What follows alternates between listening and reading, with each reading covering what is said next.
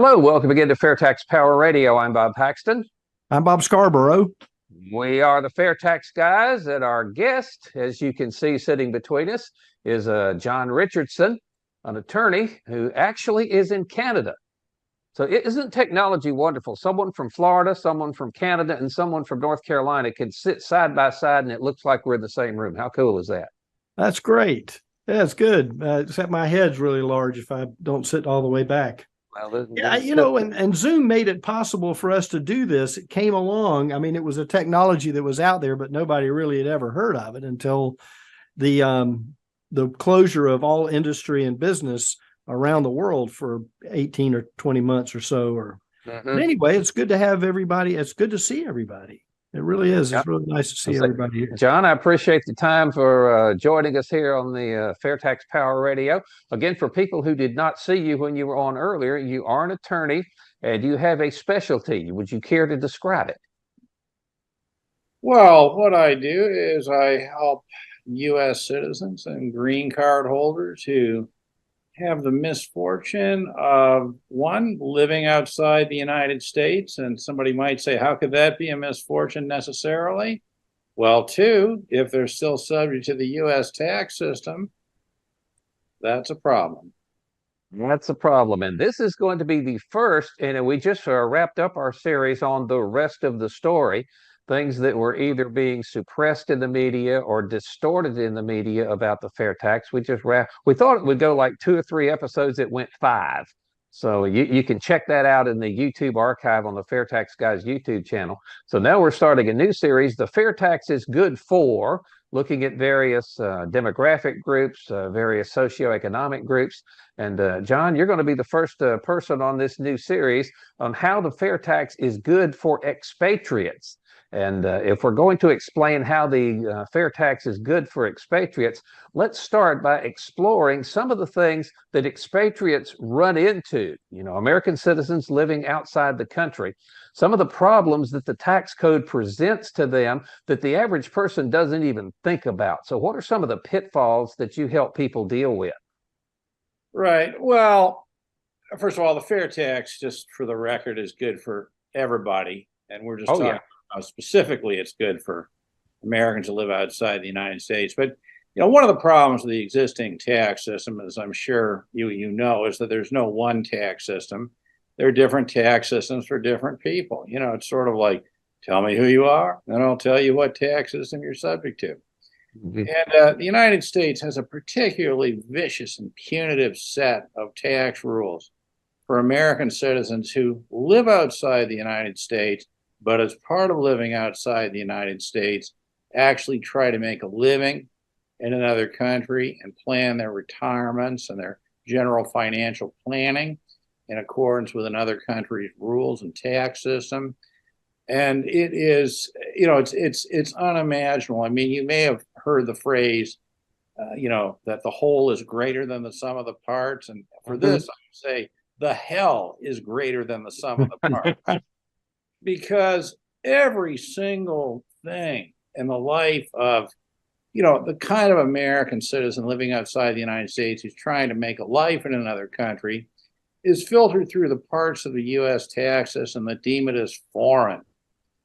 That is foreign to the United States. And man, once you see the word foreign in the Internal Revenue Code, one, you're going to see the word penalty, usually starting at $10,000 within a few words.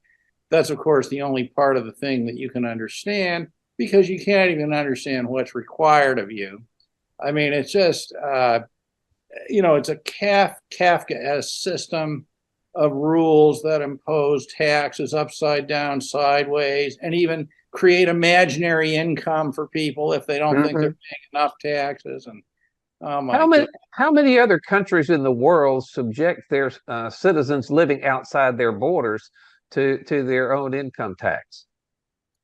Theoretically, the only other one is an African nation called Eritrea. But honestly, Bob, it is an insult to the nation of Eritrea to compare it to what the U.S. does to its citizens outside the United States. Because Eritrea is a sort of an excise tax. You know, how much you make will add a couple percentage points. The U.S. one is something else entirely, where basically every single bit of activity needs to be reported, reconfigured, filtered through a tax system that is designed to, attack deferral, attack timing of things, create income where there really was no income, phantom capital gains, and even impose a vicious tax, get this, on their non-U.S. pensions earned outside the United States, a vicious tax if they even try to save themselves by expatriating. So there's no other country that does this, and there's not even a close second.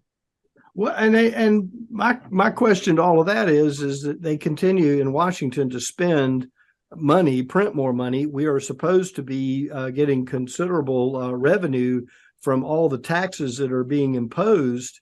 Yet the deficit continues to rise. It comes from printing, money and more money than is actually coming in. And so I guess they have to go pretty much wherever they can find it. And is that the way you would look at it from a standpoint of representing the folks that live overseas that are actually American citizens still? Not really, no, because as I think Mitt Romney was sort of caught saying a number of years ago that half of Americans don't pay income tax anyway. That is on the federal level, et cetera. For Americans abroad, a high percentage of them don't actually end up paying any U.S. tax. I mean, they pay a huge price because of the burdensome and expensive compliance costs, but no.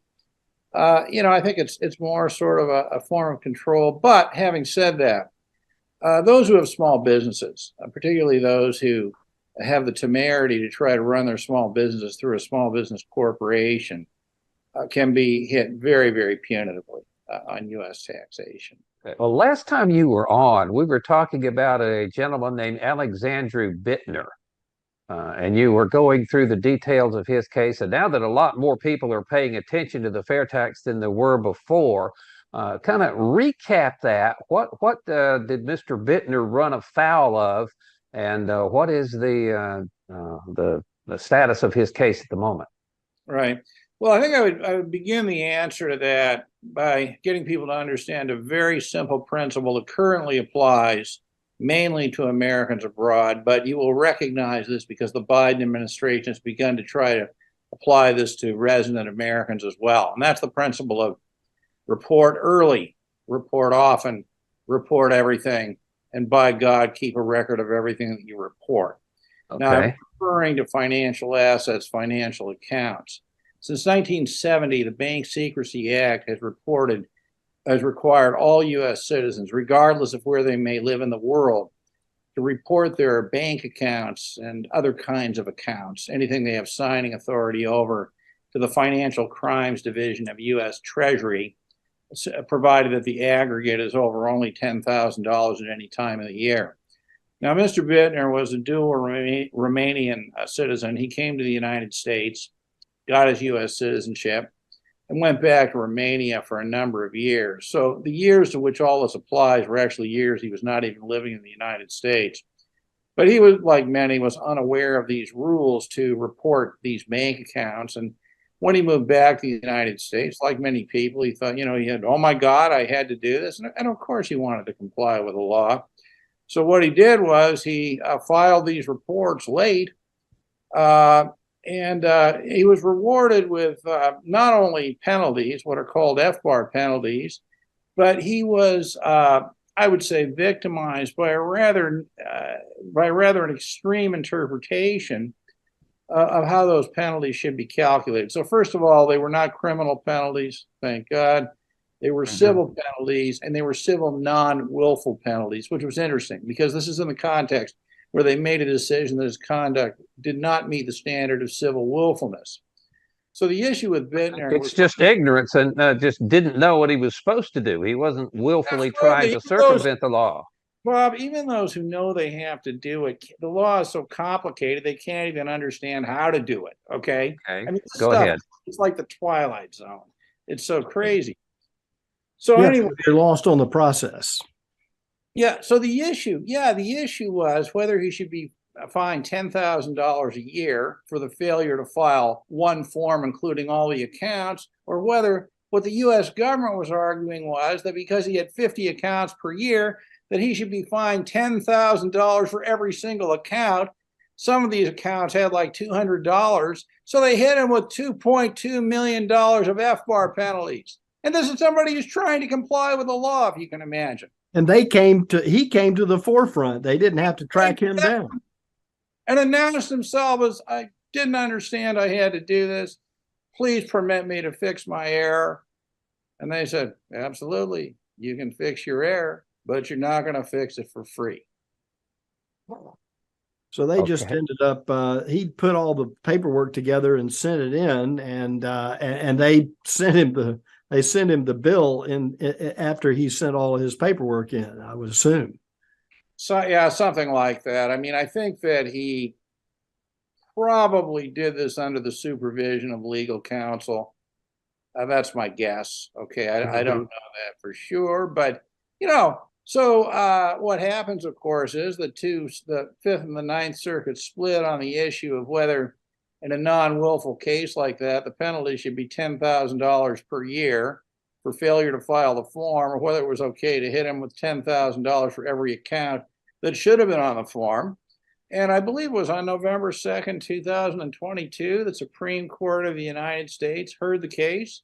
And if anybody's interested, email me. I'll send you the audio on it. Actually, you can listen to it and what the judges said. I mean, it's absolutely fascinating. But to bring your email address real quick. Yeah, so you can reach me at Mobility Lawyer, Mobility Lawyer, MOBILITY lawyer @gmail.com. You can always reach me there. Mobility Lawyer. Yeah, sure. Okay, now continue. Yeah, so the thing is that, to bring this back to the issue of expatriates, it's important, I think, to understand that these fines were for years that he wasn't living in the United States. Mm-hmm. Right. And the other one, the Ninth Circuit one, the Boyd case, right, which the Supreme Court heard the case because there were conflicting reports. Apparently, I've heard this secondhand. I don't know either of them. Okay. But I've heard that in the Boyd case, those FBAR penalties were also based on years that she was living outside the United States as believe it or not, a school teacher or something in the UK. Wow. I mean, this is amazing stuff. And then we've got, I don't know if you've heard of the Toth case, but I mean, my God, we should do a separate episode on the adventures with Mr. FBAR, I tell you. Oh, mercy. Okay, well, let's kind of circle this around to what we were going to get at. If the fair tax replaces the income tax, as we are trying to make happen, what would be the immediate impact on people living outside the country, American citizens living abroad?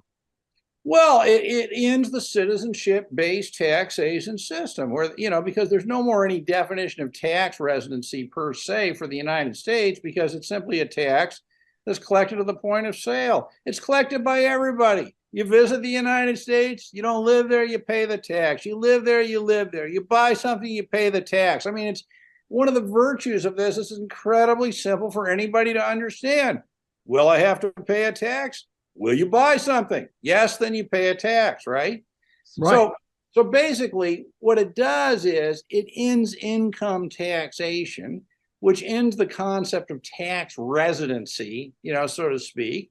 And it just turns the U.S. tax system into basically a consumption-based tax, but even equally importantly, it turns it into a territorial tax system, which makes it incredibly competitive relative to the rest of the world, because the United States is no longer reaching outside the country to try to tax economic activity based on the fact that somebody was born in the United States or something. So every single American citizen living outside the United States should not only be supporting the fair tax, but should be asking, what can I do to make the fair tax a reality? Well, let me ask you this question on that very subject. you have a number of clients. They have rallied around you and your service because you're outspoken on supporting and advocating for them through your work. How would they react to what is going on? How are they reacting to what is going on with the debate on the floor of the House of Representatives coming up soon, and HR 22 basically getting as far as it has in a very short period of time due to the rules changes in the House of Representatives? I think I would begin with they don't know a lot about it, and it's taxation is not very interesting to most people, right? To actually get them interested. But a big part of the problem is that so much of the identity of Americans and the way they think is sort of, rooted in political party affiliation, right? Correct. Mhm. Everywhere, whether you're inside the United States, outside it's this whole party thing. And this is, I think extremely detrimental to progress generally in the United States, but particularly in the area of taxation. So, you have a lot of Democrats living outside the United States who think that, somehow their allegiance is to the Democratic Party rather than to the United States of America. Right? I mean, we have to think that anybody who cared about the United States of America would see the absolute, practical and moral imperative of ending the U.S. tax system as it stands right now. So I think that, to get them involved, I think is to somehow be able to reach beyond, they think that being an American is being a member of a political party. I mean, how crazy is this, right? Unfortunately, there's a lot of that inside the country as well as absolutely outside. There is. But to be an American, to be an American patriot or what have you, is to support America, not a political party.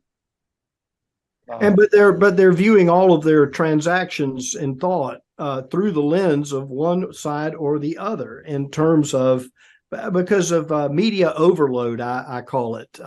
There's every day, and everything's politicized now. Well, are you going to put your garbage can on the left side of the driveway or on the right side of the driveway? Are you going to roll it down in the middle of the night or right before the truck comes up?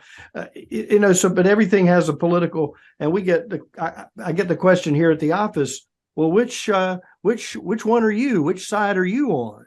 And I'm going, hey, I'm on the side of making green money. I'm ready to welcome everybody in, and the radio station that we work at here. We're an entertainment organization. We don't advocate for one side or the other. And I think it's the same thing that we find, with the fair tax and the push for a tax on consumption, changing everything, no matter where you live and no matter what your party affiliation is. But somewhere along the way, people think that if you change that, then all the services that are supported through the operation of the federal government through the income tax are going to go by the wayside, and that services will be diminished and entitlements will be affected when there's not going to be a change at all in how the government operates. It's actually going to have more money, I think, based on the volume of people that will be in the tax paying at the register as opposed to an income tax. Yeah, I agree with you completely. I mean, these discussions they're absolute madness. They confuse how governments spend the revenues they get with how the revenues are actually raised. Mm-hmm. I mean, to put it really simply, how any rational person could imagine. I don't even think the United States is going to survive another 25 years under the yoke of the existing tax system, which is effectively replaced the Constitution of the United States as the Constitution of the United States. It's so crazy. Well, it certainly has complicated things in that regard. And I think folks pick up publication 17 from the Internal Revenue Service before they pick up the U.S. Constitution. And one is so clearly written and so beautiful, almost prose and poetic in some areas, that being the Constitution. And the other being fill out form 2685, then skip down to, and if you're this type of income, then you need to fill this form out and attach it behind page 32, and on and on and on. And you're right. The whole cycle has become, and of course we're in the middle of it now, being that we're in tax season, but people tend to get, annoyed. And I believe, based on what I'm seeing in the Twitter responses, when one or two congressmen or another politician post a particular opinion, and says and basically describes HR 25 in an incorrect manner, there are a greater number of people now that are actually saying, hey, that ain't right. This is the way it really is. And you forgot, and you left out this part over here about the prebate or some other part of what the FAIRtax does and how it operates. And I believe people are getting more engaged now, and as far as standing up, almost like a discussion out in the parking lot. It's time to make this thing happen, and a greater number of people are actually saying, "Hey, this is what we need." The more and goes back to our saying, once you understand it, you'll demand it. But you have to cut through all the, government smoke screen to get to the real root of the benefits, I think. I mean, I think a question that needs to be asked. I mean, obviously, I fully support this, and I don't read it every day, but I certainly pay attention, to the way the discussion is going. And it seems pretty clear to me that a lot of people seem to think that this is, they don't understand that this replaces all the other taxes, right? They seem to think that it's, some additional type of thing. And I think that I think people generally should ask themselves the following question. Do they have the courage to imagine a United States of America without the income tax, right? With an additional, it's really just habitual thinking. And it's a bunch of scaremongering, from the large numbers of people and organizations who have a clear vested interest in keeping taxation complicated, unfair, keep people in a state of fear all the time about penalties. Let me put this real simple, okay?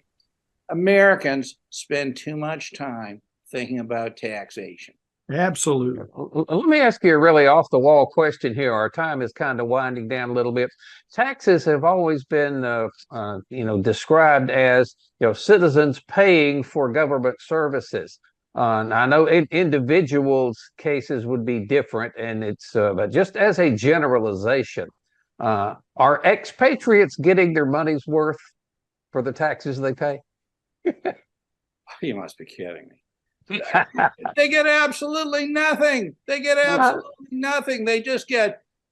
fines, threats, penalties, and they wanted COVID vaccines whenever that was a year, and they couldn't get COVID vaccines because they lived outside the United States. No, it's beyond insane. Even if the existing system hobbles along for another few years, there's no question in my mind that the United States has got to redefine tax residency so it does not include people who live outside the United States. So the United States joins the rest of the world,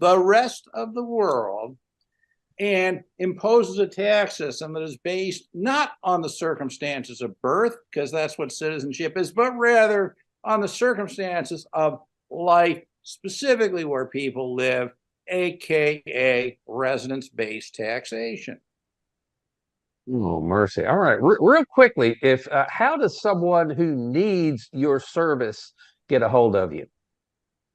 Oh, well, I just gave you an email address, mobilitylawyer@gmail.com. I have a blog where I write on these issues. Okay.